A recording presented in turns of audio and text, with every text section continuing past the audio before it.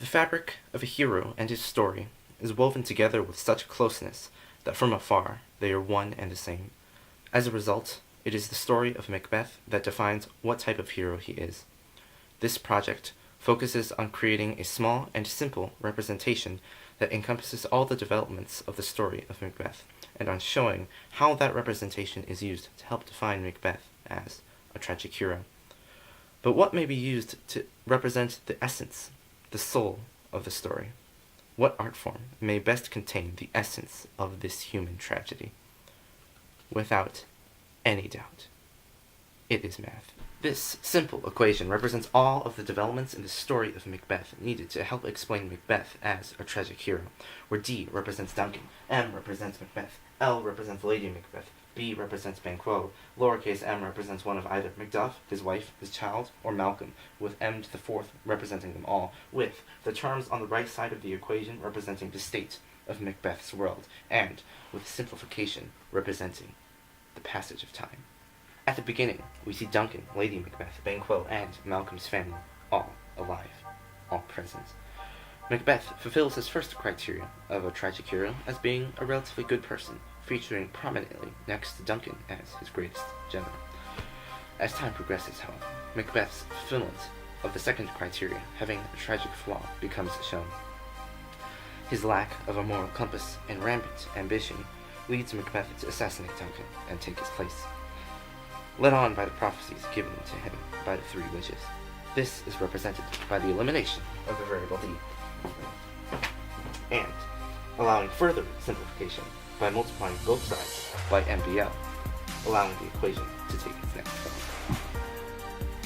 Here, we see the second stage of the world. M and L have risen to the top, and B is quickly eliminated.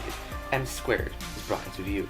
As Malcolm and Macduff have fled to England, Macbeth soon orders the elimination of Macduff's family. Next, L is subtracted from both sides, representing the suicide of Lady Macbeth as a result of both her and Macbeth's murderous tendencies. This signals the beginning of the downfall of Macbeth, which is caused by his actions. This fulfills the third criteria of a tragic hero and allows the equation to further simplify the multiplication of m squared across both sides, bringing Macduff and Malcolm into Dunsany. As Malcolm and Macduff come to challenge Macbeth, Macbeth realizes that all is lost. He then fulfills the fourth and final criteria by coming to the conclusion that life is a tale told by an idiot. As the challenge resolves, Macbeth is slain. Time continues, and as Malcolm and Macduff solidify their positions, the equation comes to its end and creates a graph of the normal probability distribution, the shape of the development of a tragedy.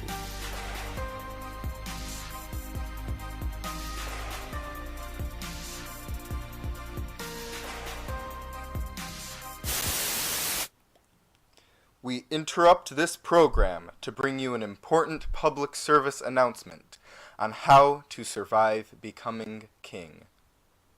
First, you are going to want to determine whether or not you are being forced to play a certain character role by your Lord William Shakespeare.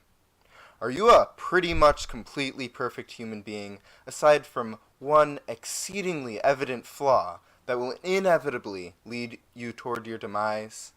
If so, you have found yourself in the dire position of tragic hero. If you would like to avoid having all of your friends and family members die, then dying yourself, please follow these 4 simple rules. If and when you encounter the witches, beware of their charms. Their prophecies may seem warm and inviting, and you might think, oh, that sounds interesting. Maybe I'll think about it. But be warned, you are dealing with the devil himself. You may think that these witches are simple beings, maybe some emo girls, but believe it or not, these girls have a thing for making soup out of things like dead babies and newts. If you want to avoid digging yourself in a hole, remember, do not listen to the witches. Maybe you have found that you have already sold your soul away and listened to the witches. Assuming this is indeed the case, it is very likely that you have already viciously murdered the previous king. If you have not, your wife is likely pressuring you to do so right now. Before making a decision, please consider that very recently your wife has been consorting with the same demonic spirits as the previously mentioned witches. In other words, your wife is evil. Anyway, considering you've already killed the king, you have put yourself in a sticky situation. No pun intended. Don't bother trying, because you'll never be able to wash the blood off your hands. At this point, you're probably getting anxious and thinking about killing your close friend. Don't do it. You're only going to dig yourself in a hole called suspicion. Let's be real. If you keep killing people, you're going to get caught.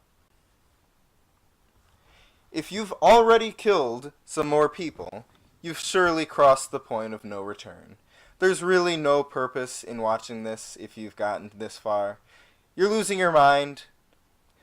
You went and listened to the witches, and now you think you're invincible. But remember, everything the witches say has a catch, and that means you're going to die. If you want to increase your sliver of a chance of survival, you should change your name and flee the country. If there's anything you should take from this clip, it's this. Don't listen to the witches. Stop killing people. Your wife is evil. And don't listen to the witches. Honestly, if you want to become king, you should just ask.